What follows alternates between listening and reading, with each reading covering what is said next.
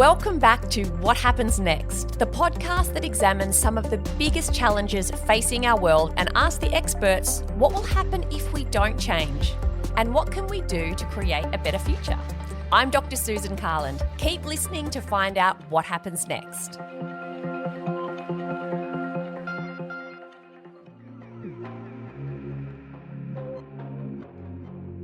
It's really important that when it comes to something like contraception, that women really make a choice that's best for them.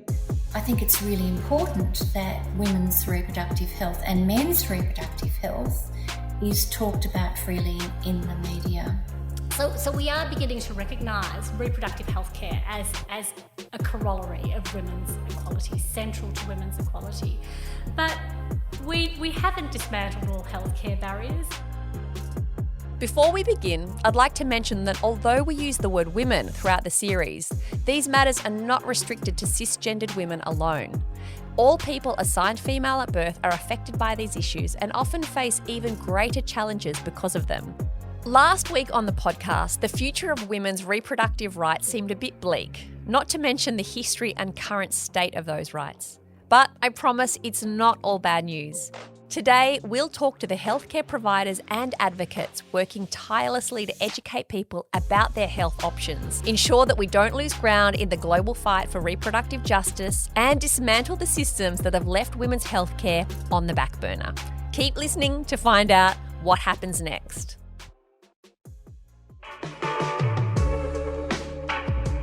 So my name is Professor Danielle Matza and I'm the head of the Department of General Practice at Monash University, and I'm the director of the Sphere Centre of Research Excellence in Women's Sexual and Reproductive Health in Primary Care.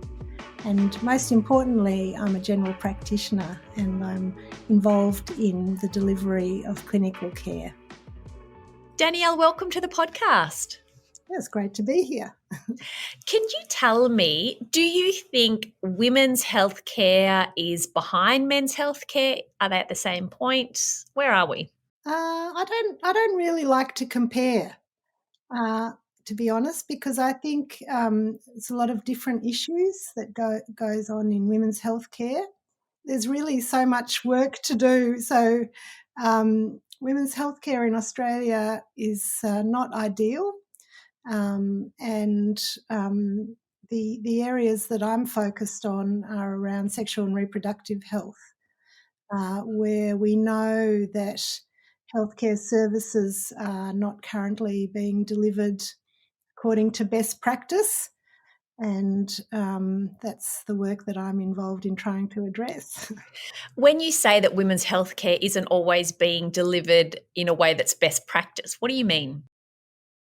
Well, best practice women's healthcare means that it is affordable and accessible and high quality.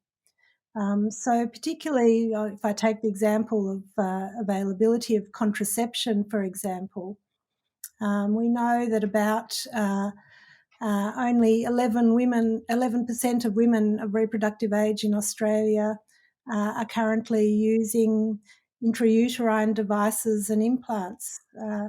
I've just come back from Sweden, and over there it's about 20 to 25%. And I think some of the reasons for that are probably around women's lack of knowledge about those products and how they might benefit them, and also that they're not being necessarily offered them by medical practitioners, and we don't have services available to deliver them. So they're the kinds of gaps. So when you say only about 11% of women are using those devices or products, what would the rest of the women be using? Well, in Australia, women mainly rely on the pill as their mainstay of contraception, and that's because that's often, as I said, what's being offered to them. Or when they come in asking for contraception, they just immediately go to what they know or what they know their friends are taking, their peers. So there's a lot of change, cultural change, knowledge improvement that needs to go on. And is that relevant because implants are more effective or have fewer side effects? Is that why it would be preferable for more women to be on that sort of birth control? Yeah, so it gets back to the underlying problem of unintended pregnancy rates. And I was just doing a conference presentation this morning and explaining that in Australia, the estimates are that around 45% of all pregnancies are unintended. Women these days have fewer pregnancies, and those pregnancies are very precious. And they want to be able to optimise the pregnancy outcomes and ensure that they're in the best possible health going into a pregnancy, and that that it's a wanted pregnancy. And so we need to ensure that in order for women to achieve their reproductive goals, to really get what they want, the outcomes that they want, the number of children that they want, and healthy children, that we have available really effective contraception so that they can plan and optimise those pregnancies that they do have. And it's interesting. I was also talking to these health professionals this morning, explaining that average age of first intercourse in Australia is around 16 at the moment. The average age of first pregnancy is 32. The average age of menopause is 51. So if you think about that, and if you think about the average woman having two children, she might spend 5 years of her life, trying to become pregnant, or, recovering from a pregnancy, but that's 30 years of her life that she spends trying to avoid a pregnancy or wanting to. And so, we need to try our best to help her to do that. Louise Johnson spent 16 years doing just that as CEO of the Victorian Assisted Reproductive Treatment Authority. She spent a lot of time correcting the misconceptions around, conception.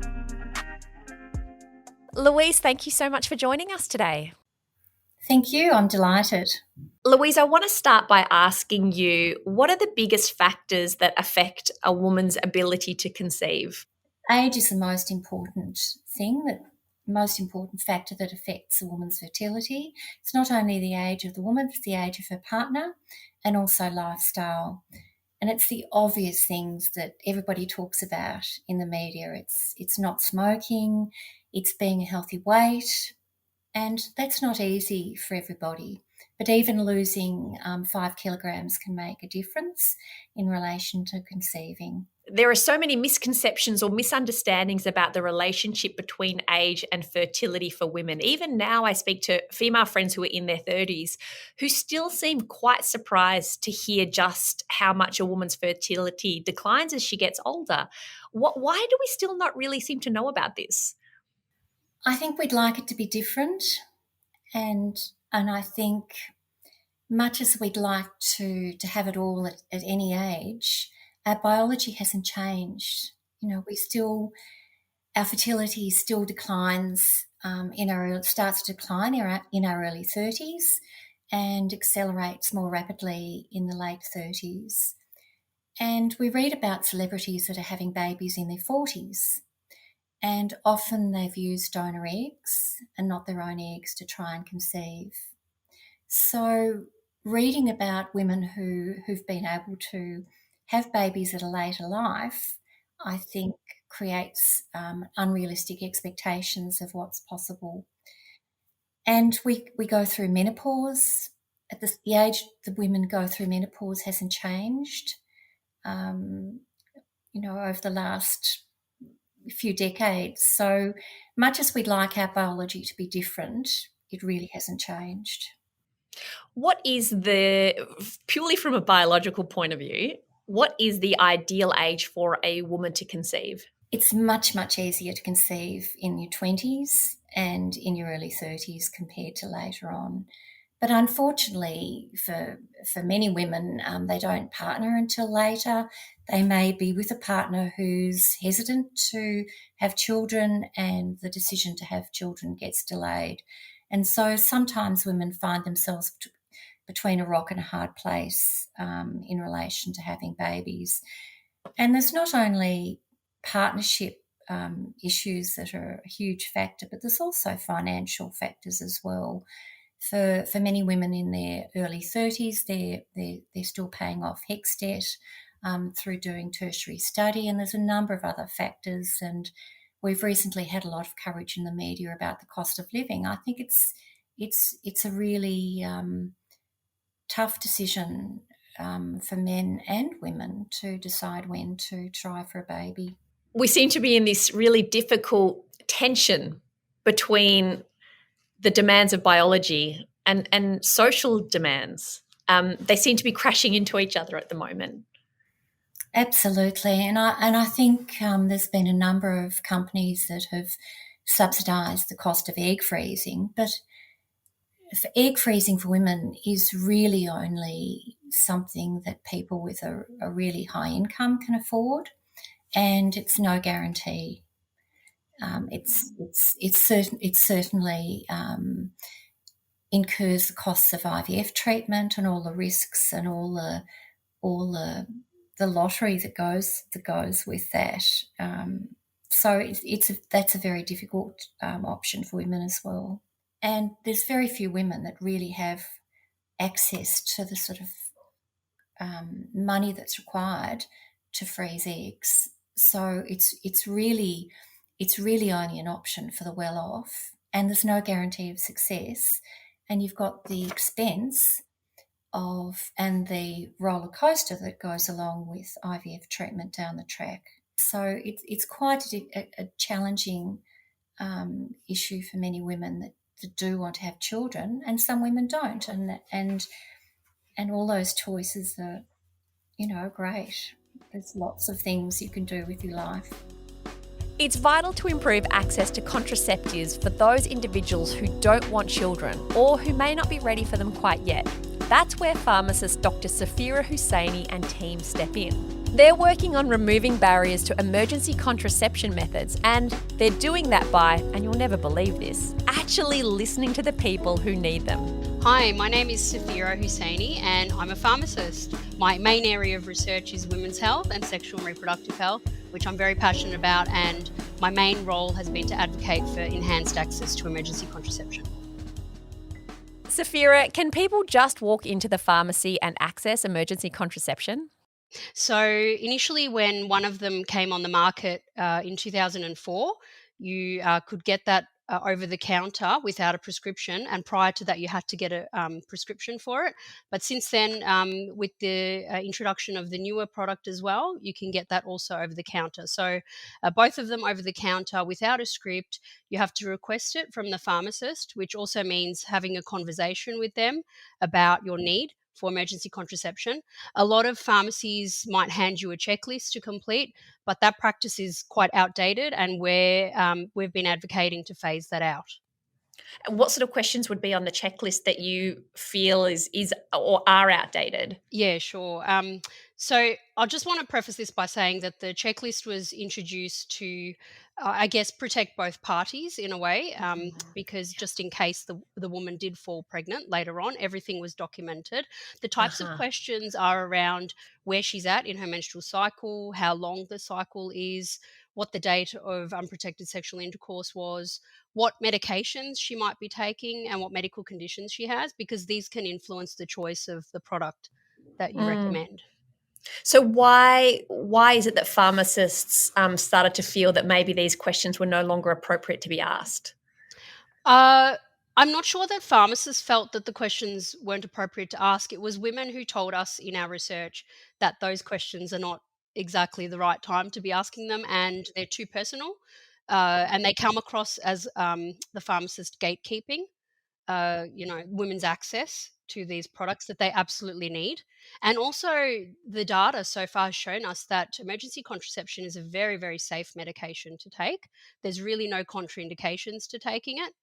If anything, if you're body mass index is over a certain value, or if you're taking certain medications, then the pharmacist needs to know that in order to recommend a different product or refer you to the doctor to get a copper IUD inserted, which is also a form of emergency contraception.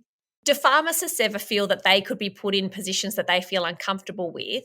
And I wonder how that bumps into the needs of female patients. So if there is one pharmacist who happens to work in a rural community, there's only one pharmacy, and this pharmacist, for whatever reason, feels uncomfortable with dispensing medication that can bring on abortion, what happens in that situation? On the one hand, we don't want to have a pharmacist doing something against their own conscience. But on the other hand, these women have nowhere else to go and they deserve to have access to the medication that they need and want.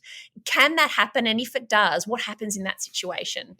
Yes, it can happen. So, where there is only one pharmacy and everyone in the town, it's always a big risk that you feel like you're taking going into the pharmacy to get that script dispensed. And the pharmacist might even be a family friend, who knows?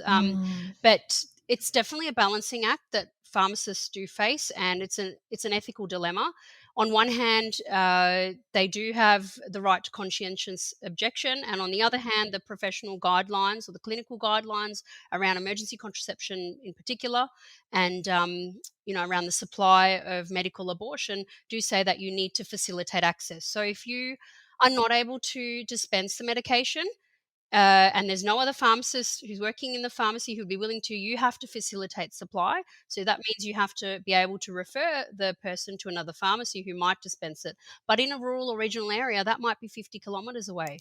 Right. It's just not good enough. So that is increasing the time again to accessing these vital medications for time-sensitive conditions.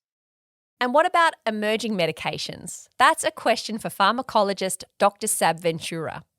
Tell us about the male contraceptive pill you're working on. So our idea is a non-hormonal, non-spermatogenic one. So the way it works is we interrupt the message from the brain that normally moves sperm from where it's stored to where it needs to go to be ejaculated out of the body. So when ejaculation occurs, there's no sperm there. Uh-huh. And is that quite a difficult thing to configure? No, not really.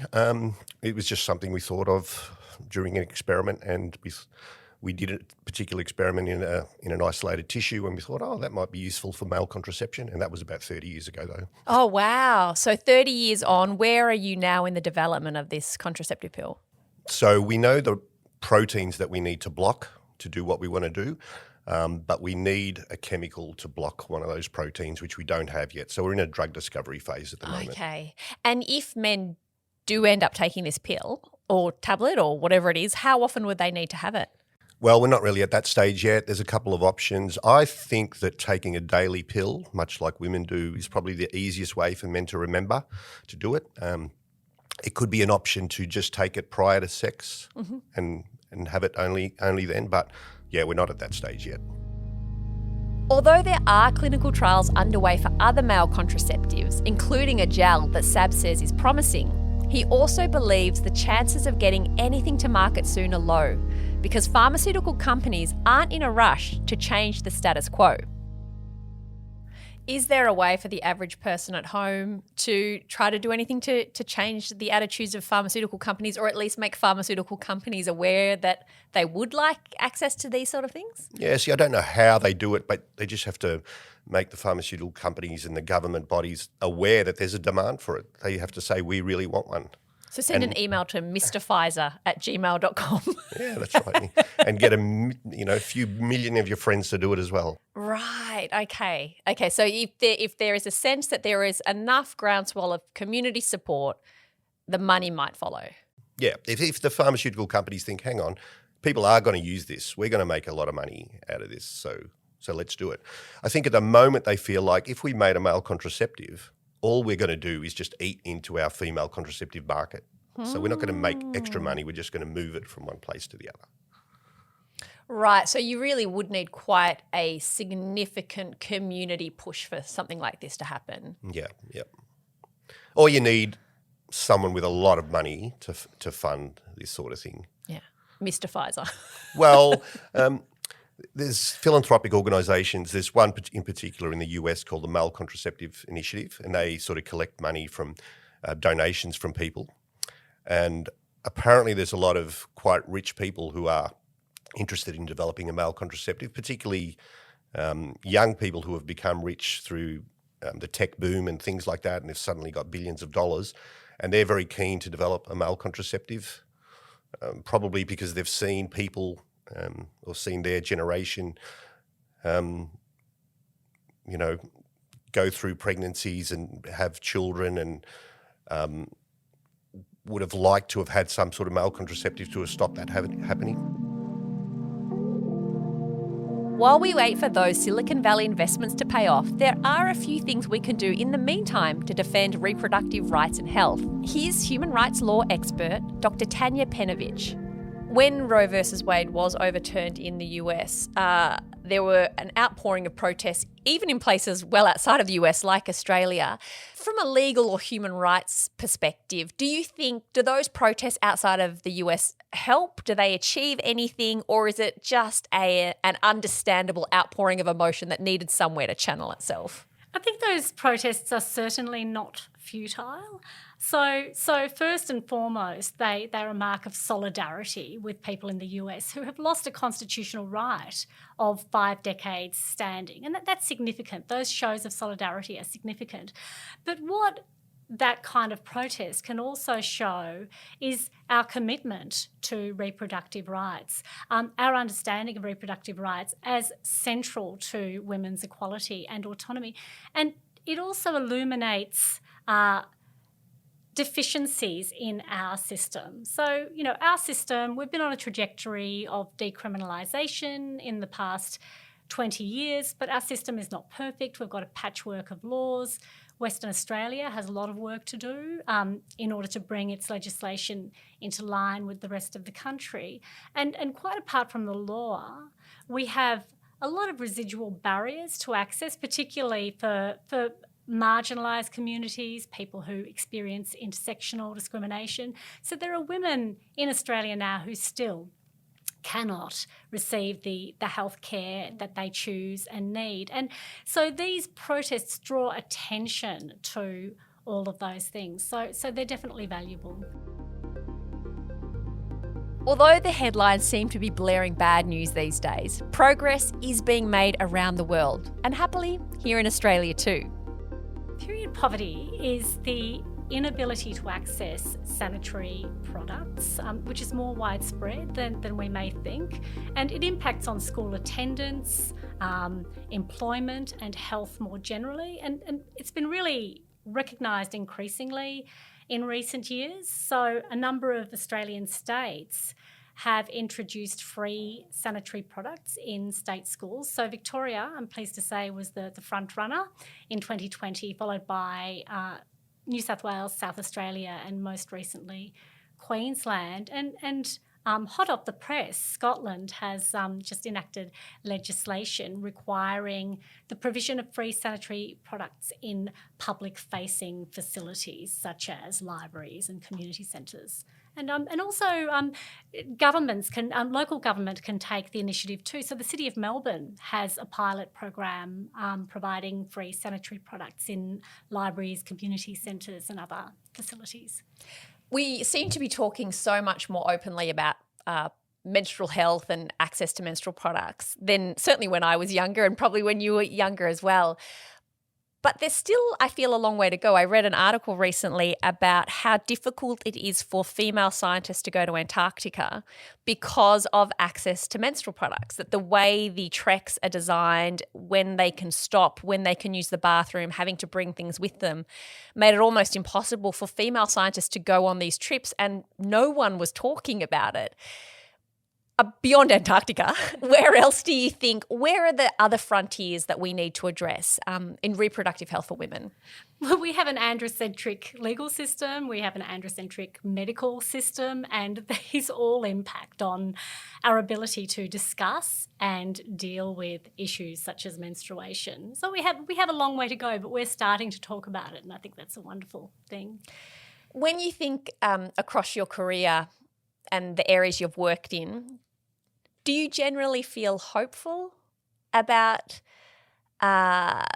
the way things are going for reproductive rights, human rights, gender-based violence? We've made huge strides in dealing with gender-based violence under international law. So in 1979, when the Convention on the Elimination of Discrimination Against Women was adopted, there was no mention of gender-based violence. And that's because at that time, in the late 1970s, this was not considered to be part of international human rights. And we've really advanced since that time, where the prohibition on gender-based violence is embedded in customary international law and treaty law. So that's a huge advance. Now, reproductive rights are related to the prohibition on gender-based violence, as I've discussed. So bans on abortion, coerced abortion or sterilisation, mistreatment in the context of reproductive healthcare. These are all understood to be gender-based violence. I think we've made huge advances at the international level. So restrictions on abortion, for example, are understood to be inconsistent with fundamental rights such as the right to privacy and autonomy, the right to health, the right to life, freedom from cruel, inhuman, degrading treatment, freedom from discrimination, etc. So this is all now well understood, and consistently with that, in the past 25 years, we've had more than 50 countries decriminalise, liberalise abortion. So that is a huge advance. So we are beginning to recognise reproductive healthcare as a corollary of women's equality, central to women's equality. But we haven't dismantled all healthcare barriers, and obviously this progress has been challenged.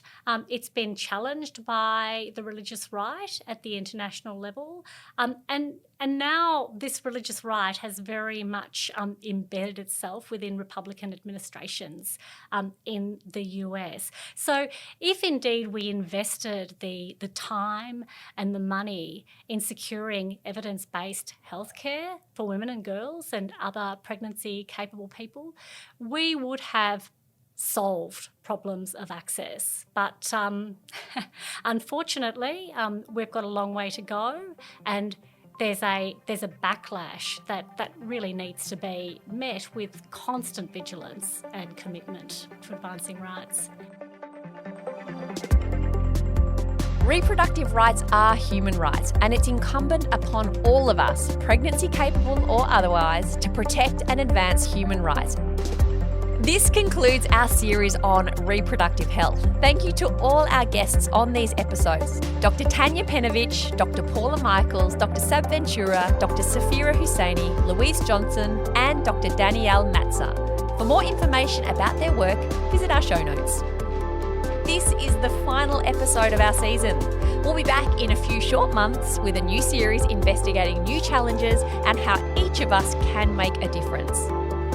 In the meantime, be sure to explore our back catalogue of episodes on your favourite podcast app. You can also dig deeper into many of the topics we've covered in this season by visiting Monash Lens at lens.monash.edu. Do you have a topic you'd like us to examine? We'd love to hear from you. Email podcasts@monash.edu with your idea. You can also leave us feedback, the good kind only please, by rating and reviewing What Happens Next on your preferred podcast platform. You'll find only the 5-star button works, don't take it up with us. It helps us improve, and it helps listeners like you discover the show. Thanks again for listening. We'll see you on the next season of What Happens Next.